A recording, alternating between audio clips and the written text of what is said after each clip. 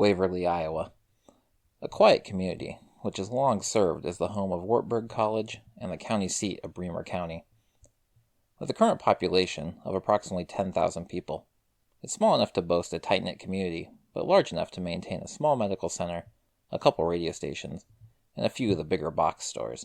Sitting just north of the Waterloo and Cedar Falls area, it's one of the last sizable hubs before you get into the smaller rural communities of northern Iowa. It's the perfect sort of town if you want to stay close to the bigger population, but maintain the small town feel that the Midwest is known for. Unfortunately, between the early and mid-1970s, the community of Waverly would be shaken to its core. 3 young women would be found murdered, all 3 of them in rural locations, and all 3 would die by strangulation. Were these horrendous acts carried out by one individual, or did Valerie Klossowsky, Julia Benning, and Lisa Peek all find the same fate at the hands of 3 different individuals? I'm your host, Jeremiah, and this is Midwest Mystery Files, Episode 1, The Waverly 3, Part 1, Valerie Klossowsky. I'd like to apologize in advance and note that this case will be a bit short. I had originally planned for the Waverly 3 to be 1 episode. However, I'm still learning, and that turned out to be a bit ambitious for a first episode. So they'll be split into 3 episodes, and unfortunately Valerie's case just has the least background and the least amount of information available. However, all 3 girls do deserve equal attention, so I'm not going to let any sort of lack of information deter me. And lastly, before we start, you can find the show on Spotify, Apple Podcasts, Stitcher, Amazon Music, iHeartRadio, and almost anywhere else podcasts are available. Now, on to the case. Valerie Klossowsky was born on March 7, 1957. The middle child out of 3 girls, Valerie and her family would reside throughout various cities in Iowa, including Sioux City, New Hampton, and Charles City, before settling in Waverly around 1966. Reports indicate that in the summer of 1971, 14-year-old Valerie lived with her father, Harold Klossowsky, her paternal grandmother, Clarence Klossowsky, her older sister Denise, and her younger sister Michelle, in what has been described as a neatly trimmed neighborhood located 3 blocks from Wartburg College campus.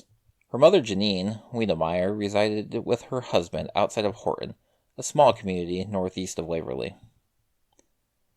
In an interview with the Des Moines Register, Clarence would describe Valerie as being 5'6", very strong, and athletic. She was always on the go. Her biggest passion in life, though, was music, with Clarence explaining that she was very talented at the guitar, piano, and singing. Valerie had even written some of her own songs and poems. As her grandma Clarence would say, some of them were about peace and love in the world. Sunday morning, June 13th, 1971, most likely started like any other summer day for Valerie. She woke up, ate breakfast, perhaps strummed on her guitar or played the piano before she met up with her friend Luann for an afternoon picnic in the park. The picnic would be followed up with the 2 girls spending a few hours walking around town, laughing, and talking about whatever it was 14-year-old girls probably talked about at the time. The 2 girls would spend the afternoon together, and then would part ways later on in the afternoon. According to the official timeline, in the early hours of that Sunday evening, Valerie's friend Cindy would arrive at the Klossowsky residence, and the 2 girls would head to the Waverly swimming pool, located a half-mile from the residence. Clarence Klossowsky would tell the Des Moines Register that Cindy returned later with Valerie's towel and swimsuit. Cindy would explain to Clarence that Valerie stopped to chat with a group of people outside of the pool, telling Cindy to go on in and she would join her shortly. However, Valerie would never come inside, and when Cindy exited the pool later, she found Valerie's towel and swimsuit with Valerie nowhere to be found. There's no indication of what actual time Valerie and Cindy left the Klossowsky residence, or what time Cindy returned with Valerie's swim gear. However, Clarence had informed her granddaughter that she was to be home by 9 p.m., a curfew she would miss. When 10 p.m. rolled around and Valerie still hadn't arrived, her father Harold grew concerned and reported her missing to the Waverly Police Department. Monday would come and go, with no sign of Valerie. Then, come Tuesday, June 15th, a grisly and terrible discovery would be made. 3 miles outside of Denver, about 10 miles southeast of Waverly, 2 young boys walking along an unnamed creek would stumble across the body of Valerie Klossowsky. She was found on the bank of the creek, just under a gravel bridge. Investigators indicated that it was unclear if she had been killed at the spot, drugged down there, or was thrown off the bridge. Her only remaining clothes were her upper garments, and they had been pulled up around her shoulders. An autopsy would indicate that she had been strangled with such force that it fractured her larynx. Investigators never would reveal if she'd been sexually assaulted. Authorities wasted no time starting a probe on Valerie's murder.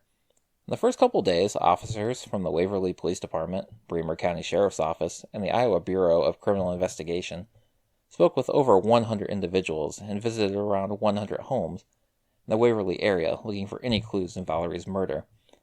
It was throughout this early part of the investigation that a tentative timeline of Valerie's movements on Sunday night was established.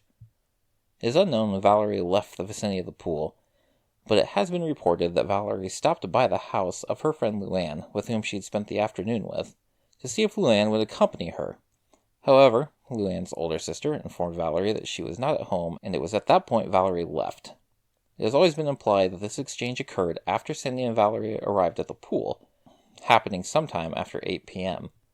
Valerie was then seen on the street corner around 8:30 p.m., although who saw her or what she was doing has never really been clarified. Luann's home and the street corner appear to be the only sightings police ever considered to be confirmed, but there were also rumors of Valerie being spotted on the back of a motorcycle. However, this seems to be a speculated sighting more than anything else, most likely fueled by reports of a motorcycle gang being in the area that weekend. Despite no strong leads, Bremer County Attorney Richard Kimming was quoted in a June 18th Des Moines Register article as saying, "I'm not dismayed at this point. If this were the situation a week from now, I might feel differently, but right now we're narrowing some things down." When asked about reports about the motorcycle gang in Waverly over the weekend, and that Valerie had been seen on a motorcycle, Kimming simply stated, "We have that information and we're following it up."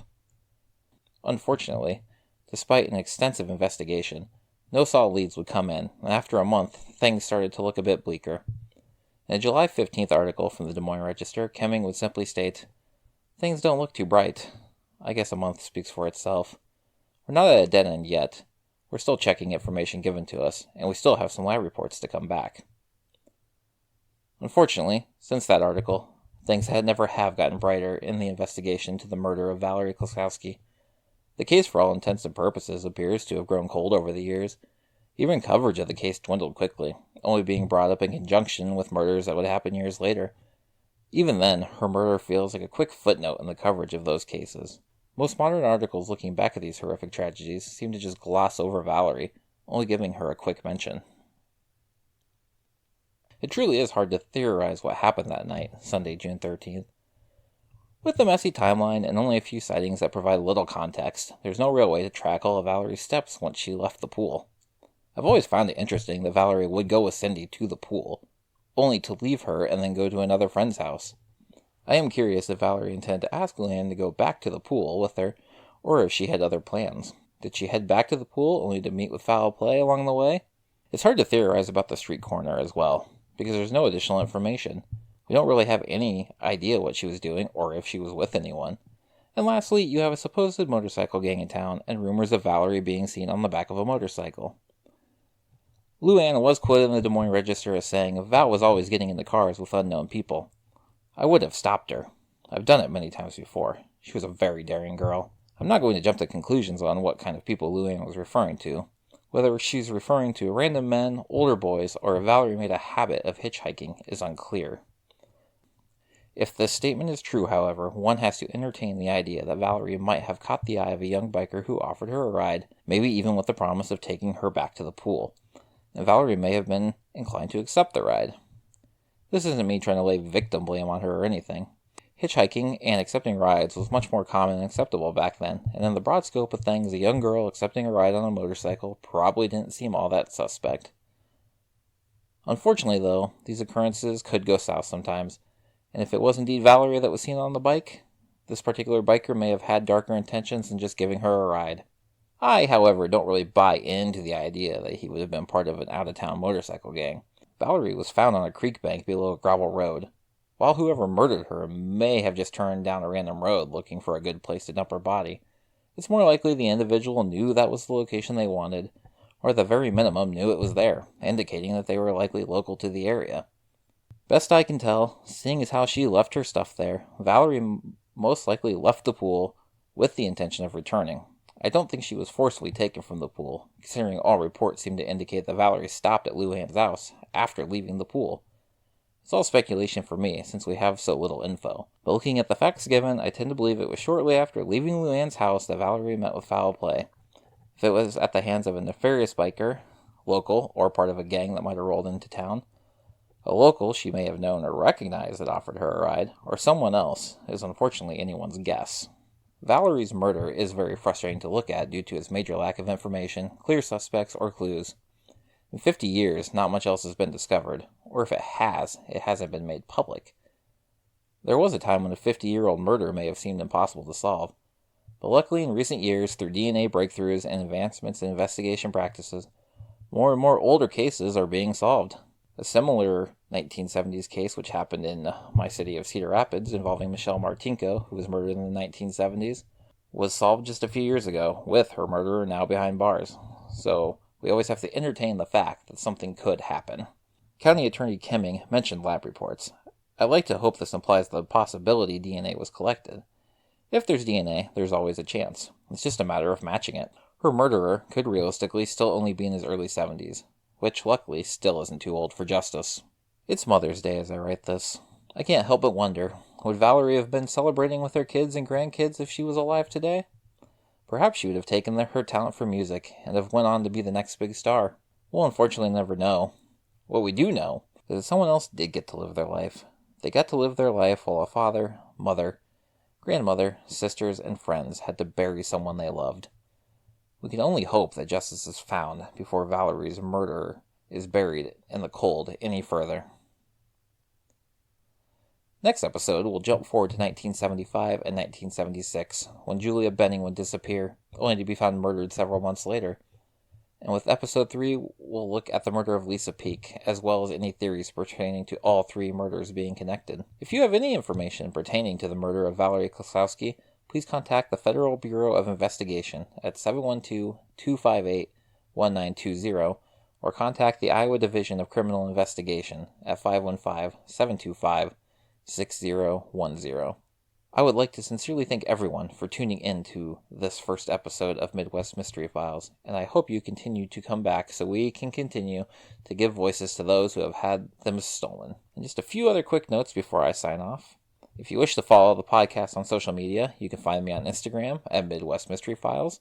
I do plan to set up a Facebook and Twitter in the near future, and I will announce their arrival once I have them set up. If you wish to email me questions, comments, or case suggestions, you can send those to midwestmysteryfilespod at gmail.com or hit me up on Instagram. If you listen to this on Apple Podcasts and decide that you're already hooked one episode in, go ahead and please give me a review and 5 stars, and that way I can get more exposure and we can make this podcast grow. Take care, everyone, and I will see you next week.